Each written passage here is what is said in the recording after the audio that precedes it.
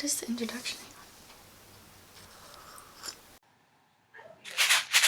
Hey, what's up you guys? It's Christina here. I know it's been a while and I'm trying to post videos every month or so. I do want to post more videos and I'm sure I will get to doing that a little bit later because there's a lot of things that I think of all the time. I'm like, oh, I could do a video about this, and my thoughts just get scrambled. This video is going to be about the ifs of exchange. I'm sure a bunch of you have a lot of if thoughts about exchange. What if? What if? What if? So I thought I would do this video about the what ifs of exchange because there are a lot of what ifs. What if my host family doesn't like me? Like, what if I go to a school and they all don't like foreigners? Put it into 4 categories. There's going to be the what ifs of host families. If you get a not so good host family. And then there's going to be what if about your own family. That's category 2, because that is one of the most important what ifs. What if they don't really want you to go? What if they're hesitant? What if they're worried? What ifs about school?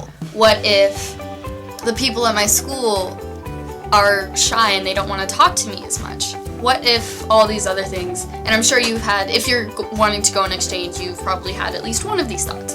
And the 4th one is one of the most important ones, and it is about yourself. What if I'm indecisive about going on exchange? Number 1 of the ifs. Host families. I'm sorry, my English is going to be messed up. I haven't spoken it in many days.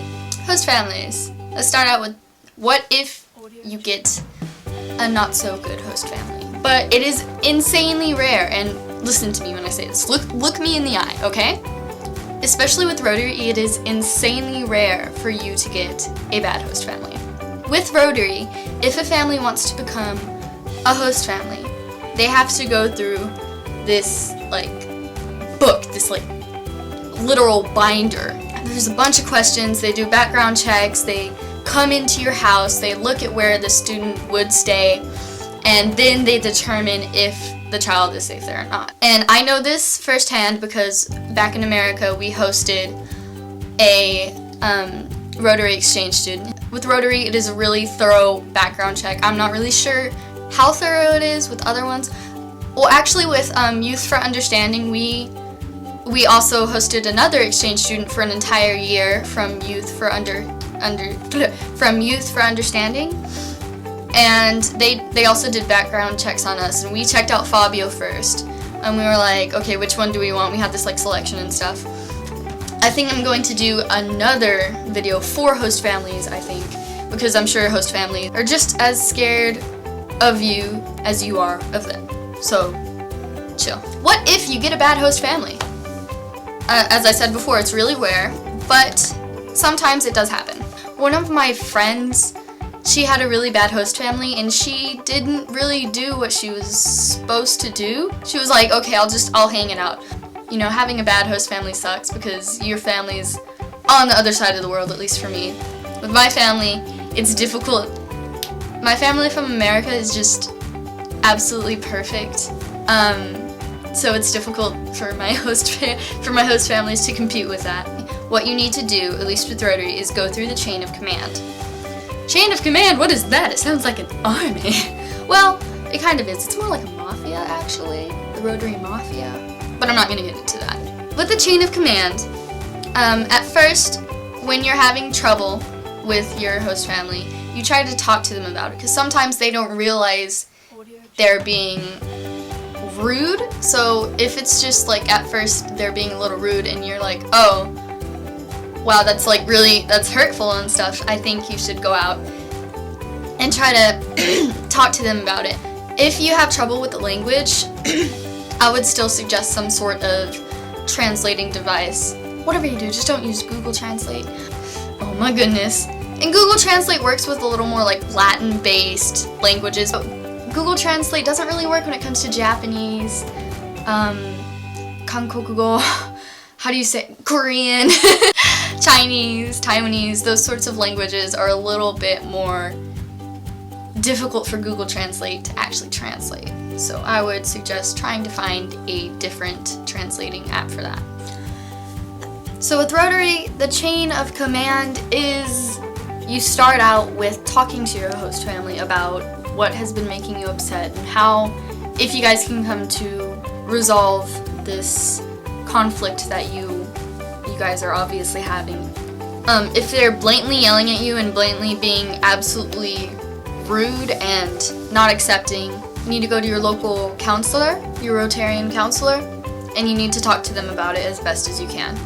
And if you do have a bad host family, don't be afraid to change host families. When you have a bad host family, you go to the host counselor, and if that doesn't work and you're still experiencing problems, you need to go up to the next person. The Rotarian host president has to be in charge of everything. He has to make sure everything is in order. And if things aren't in order and if things aren't going the way they should be, and it's stressful on you, as the Rotarian president, he should, as the counselor too, should have your best interests in mind. But if that doesn't work, you need to go to your home country's counselor. You also have a counselor in the US. And I'm really not trying to scare you. It's just once every like 5 blue moons this happens. It doesn't happen regularly. While on exchange, you are bound to have at least one argument or conflict with one of your host families. Do not take that as, oh, this host family is absolutely horrible for me, because that's not it. There are bound to be some cultural clashes, at least. Your host families do have their own stresses and their own lives outside of you. Let's talk about your family next. If you're wanting to go on exchange and your family in your home, your own biological family, is a bit hesitant, like they're kind of like, do you really want to go away for a year? I mean, you don't have to go away for a year. I mean, I would really like it if you just stay. That'd be great. And there are families like this. And then there are families that that absolutely say no. I'm not really sure what to do in that situation because I don't personally know the people. But if you have any of those experiences and you want my advice on it, please leave a comment down below. I am more than willing to help out future exchange students or just people who are interested in it going abroad one day, not necessarily exchange. Don't get angry and ask them why. Don't be like, well, why don't you want me to go? That is not what an exchange student needs to do. As an exchange student, you need to be really patient, and if you get absolutely mad and frustrated at your family about being hesitant about letting you go to a different country that they have probably never been to for an entire year with people they don't personally know, I think you also need to step back and step into your parents' shoes or your family's shoes and just see what they're seeing. And to parents who might be watching this, I would highly recommend letting your son or daughter go on exchange because it is an amazing experience, and I guarantee that whenever they get back, they'll be a little bit of a mess because they'll be struggling to speak English. But when they get back and the person that they turn into, you will be absolutely proud of them. And I'm sure you're already proud of them right now, but there's just so much that goes into exchange. I would highly recommend letting your son or daughter go on exchange. What I did, at least, was to compile a list of why I should go and if I stay, and why, some of the reasons why they would want me to stay. Of course, I didn't really have any reasons to like absolutely stay and not go on exchange. Also, you need to show that your parents that you are absolutely dedicated to it, because if you aren't dedicated and if you don't put, not everything, but if you don't put a lot of dedication into this, into learning the language, well, you don't absolutely need to know the language, but at least learning some of the language and devote yourself to the culture and actually show your parents that you really want to do this. And it's not just a whim of the moment, oh yeah, I think I'm gonna go for like a year exchange. I don't know. I think, yeah, I'm gonna sign up now. The next deal is about school. In your host country. Of course, you know, who's not nervous on the first day of school in a country that you're not used to? Like, you have all these thoughts going through your head. What if I don't understand what they're saying? What if I don't make very many friends?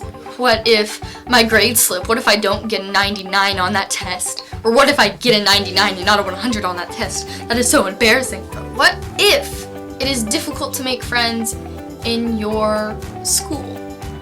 Well, first of all, you're the foreign exchange student.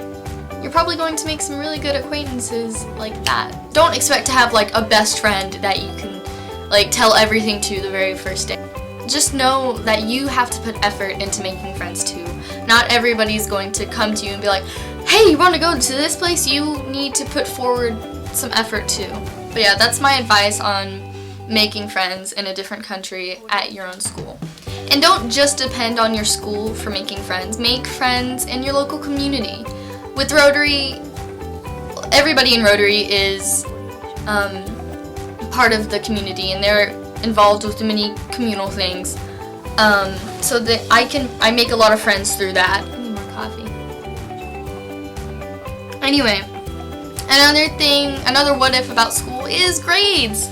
What if my grades fall below a 90? What do I do then?